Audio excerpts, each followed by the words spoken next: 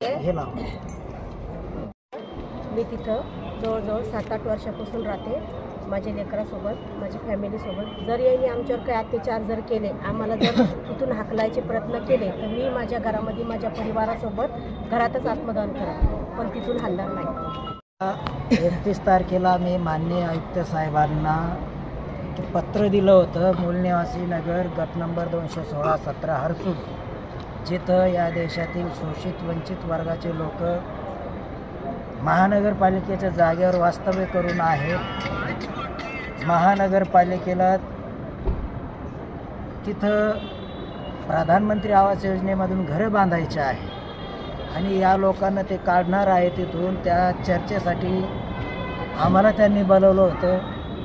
त्यांनी परवाच्या दिवशी आम्हाला अधिकृतरित्या peoples party of India democratic या पक्षाला चर्चेसाठी बोलवलं होतं. म्हणून आम्ही आज सर्व आंदोलनकर्ते, पक्षाचे जिल्हाध्यक्ष गंगावणे साहेब, कार्यकर्ते संदीप जाधव साहेब, रवी साळवे आणि इतर कार्यकर्तेसुद्धा, आपले मस्के साहेब,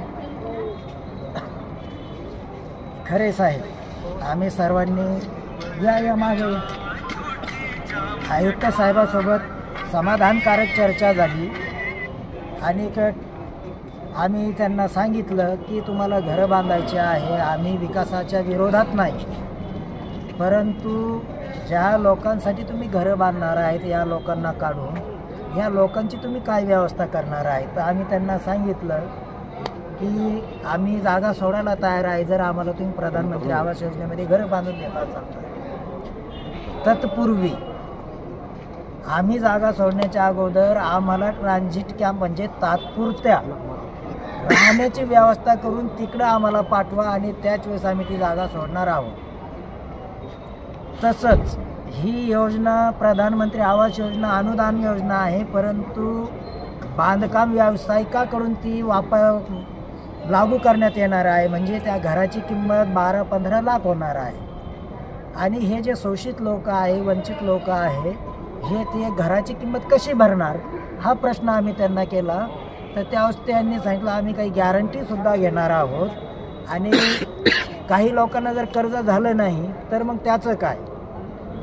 तर या सर्व विषयावर आमची सकारात्मक चर्चा झाली. त्यांनीसुद्धा सकारात्मक मार्ग काढण्याचा एकच मत सांगितलं की ट्रान्झिट कॅम्प आम्ही करणार नाही. आमचा मुद्दा आहे जर ट्रान्झिट कॅम्प तुम्ही करणार नाही तर आम्ही ती जागा सोडणार नाही.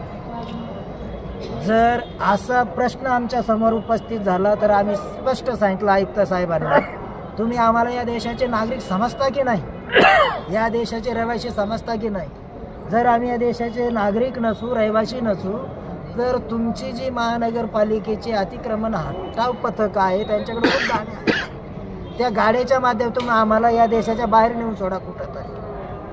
कारण खाजगी जमीनधारक आम्हाला तिथं राहू देत नाही, सरकारसुद्धा राहू देत नसेल तर मग आम्ही करायचं का.